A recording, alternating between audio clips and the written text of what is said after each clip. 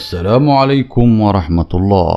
داوديال وسو دوادا wax kasto TV waxa idin la hadlayo madaxweynaha mustaqbalka Farseef. Mowduucina maanta wuxuu yahay dadka ugu yaabka badan adduunka.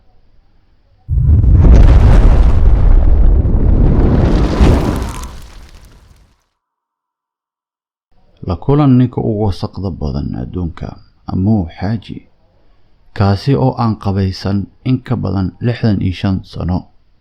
Amu Xaaji oo ah 83 sano jir Iiraani ah ayay dad badani u haystaan inuu yahay ninka ugu wasaqda badan dunida. Amu wuxuu ku andacoonayaa inuusan maydhan in ka badan 65 sano sida laga soo xigtay Amu. Wuxuu ka baqayaa biyaha, taasina waa sababta uusan u qabaysan in ka badan 60 sano. Wuxuu aaminsan yahay haddii uu qabaysto inuu jiranayo halka uu ku nool yahay. Waa su'aal fiican. Amu wuxuu kaligiis ku nool yahay deegaanka Iiraan, laakiin ma rabo kaligiis inuu noolaado. Wuxuuna raadinayaa lamaane. Hay gabdho, haddii aad ka hesheen soo sheega, nambarkiisa ayaan idin haynaa. Amu ma laha guri. Wuxuu ku nool yahay godad ku yaalo deegaanka tuulada ka baxsan. Ninka ugu caajiska badan adduunka mana ahan Amerikaan. Tani waxay la yaab ku noqon doontaa dadka badan oo ku jeesjeesa cayilka muuqda oo aan la joojin karin ee dadka Mareykanka. Laakiin ninka ugu caajiska badan adduunka waa Ingiriis, gaar ahaan waa qof Ingiriis ah, Paul Rayton, oo dacwad lagu soo oogay lana ganaaxay laguna amray inuusan baawur wadin muddo 6 bilood ah kadib markii la arkay asigoo lugaysiinaya eygiisa asigoo si tartiib ah baawurka ugu agwaday xerigana gacanta ku hayay. Nin baaskiil watay ayaa wuxuu arkay Rayton oo sidaan sameynaya oo wado ku dhow Consett oo ku taala waqooyi bari ee England. Gabadha ugu yar ee garbuuxa leh. Ha saaxiib, waad imaqashay. Gabadha ugu yar oo garbuuxa leh. Harnaamka Ur waxay markii ugu horeysay ka soo muuqatay Guinness World Records 2017 iyadoo haysata rikoorka haweeneyda ugu da'da yar oo leh gar buuxa. Waxay ahaan jirtay 24 sano 282 maalmood markii la xaqiijiyay rikoorkeeda 7 September 2015. Waxay sii waday inay noqoto waxyaabo kale sida model madax bannaan ama afhayeen iyo dhiirigeliye oo ku faafiya fariinteeda wax ku oolnimada jirka iyo aqbalaadiisa. Sidaad filaysaan, Harnaam badiyaa waxaa la weydiiyaa su'aalo niyad jab leh ama aan dareen lahayn oo ku saabsan timaha wejigeeda. Gabadhan waxay ka gar badan tahay 90% dhalinyarada Soomaaliyeed. Tusaale ahaan, he needs some milk. He needs some milk. He needs some milk. He needs some milk. He needs some milk.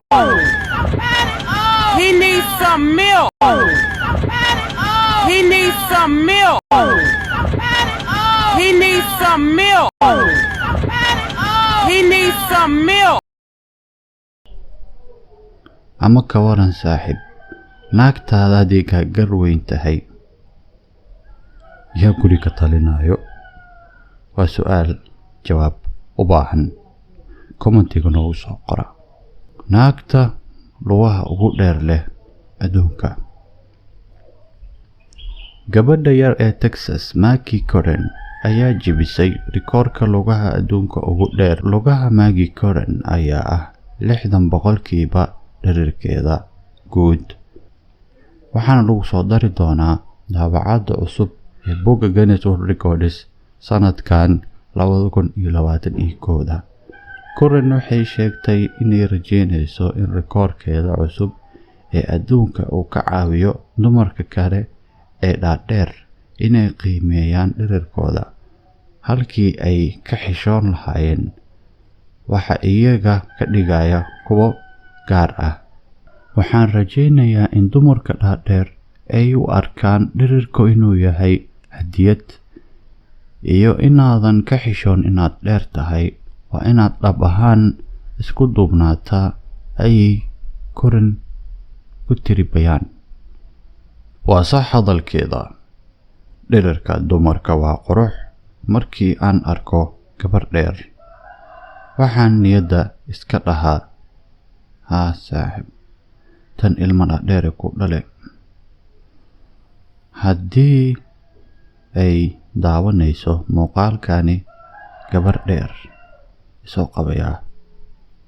Single Lives Matter. Oliver Richards ee Holland waa jirdhistaha ugu dheer adduunka, asigoo dhererkiisa lagu qiyaasay 2.18 sentimitir ama 7 feet. Maalinkiina 7 jeer ayuu wax cunaa si uu u ilaashado murqihiisa oo uu wax badani ka soo shaqeeyay. Ma lihi cillado dhaxal sida Marfan syndrome ama wax kale. Dhakhtarka ayaa yidhi, haa, waad wanaagsan tahay, ayuu yidhi. Markaa waxay igu yeeraan weyne dabiici ah. Aadna waan ugu mahad celinayaa taas, oo sababtoo ah waxaan ku noolaan karaa nolol caadi ah oo caafimaad leh, laakiin sidii qof weyn ah leh. Qaybta jirdhiska ee ugu dheer ee aan tartamin waxaa ikhtiraacday Guinness World Records si loo caddeeyo, halka Richards uu yahay jirdhiste xirfadle ah oo ka faa'iideysanaya qaab dhismeedkiisa si uu ugu jilo filimada, kama qayb galo bandhigyada jirdhiska ah ee caadiga ah. Qayb gooni ah ayaa jirto, taasi oo loogu talagalay jirdhistayaasha tartama. Richards waa kan ugu horeeyay ee qira in dhererkiisu uu noqon karo wax khasaare ah markii ay timaado dhisda jirka, laakiin taasi kama hor istaagin nooca jirka ee ka caawiyay inuu kaalin ku yeesho filimada kale ah Men in Black, qaybaha Kingsman. Dhawaanna wuxuu ka soo muuqday filimka Marvel ee Black Widow, asigoo jilhayo shakhsiyadda Ursa, maxbuuskii weynaa ee Ruushka ahaa ee musaaracada gacanta la dhiilayay ilaaliyaha cas ee David Harbour. Bal qiyaas haddii aad leedahay jidh dhererkiisu yahay intaas, oo aad abuuri karto muuqaal jirdhiste ah oo kuu oggolaanayo filimada inaad ka soo muuqato. Waa hadiyad laygu manaystay, ayuu yidhi. Okay daawadayaal, intaan u gudbin qaybtii ugu dambeysay, fadlan subscribe noo taabta, suulkana noo taaga haddii uu istaahilo muuqaalkan. Mahadsanid. Shumuskii ugu dheeraa adduunka, lamaano u dhashay dalka Thailand ayaa ku dhuftay rikoor cusub oo Guinness World Records ah. Ilaaliyaha amniga isbitaalka Ikichai Tiranath oo 44 jir ah, iyo Laksana oo iyadana ah 33 sano jir guri joog ah, kushimaha muddo dhan 58 saacadood 35 daqiiqo iyo 58 ilbiriqsi, taasoo jabisay rikoorka Guinness World Records sanadkii horeeyay in ka badan 8 saacadood. Dhunkasho socotay ku dhowaad 2 maalmood iyo bar ayaa ku horseeday lamaane reer Thailand ah inay rikoor cusub u dhigaan taariikhda.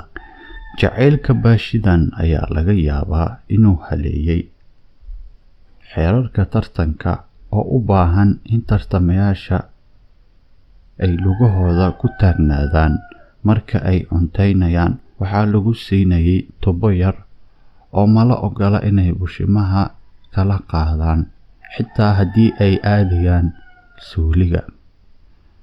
Maaratoonka dhunkashada ayaa idlaaday waxyar ka hor saqdi dhexe ee maalinta jaceylka adduunka, iyadoo lamaanaha ku guuleystay sanadkii hore ay awoodi waayeen inay ilaashadaan rikoorkooda, iyagoo isdhiibay 2 daqiiqo uun ka hor Ikechi iyo Lexana. Lamaanaha ayaa ku guuleystay 100,000 baht ama $300 oo kaash ah iyo 2 faraanti oo diamond ah. Qabanqaabiyeyaasha ayaa sheegay inaysan qorsheyneynin inay qabtaan tartan kale sanadka soo socda kadib 3 sano oo toos ah oo ay wanaajinayeen rikoorkooda Thailand, waxayna sugi doonaan wadamo kale oo isku dayo inay jebiyaan rikoorkaas. Daawadayaal, waanaga intaa. Nabadey.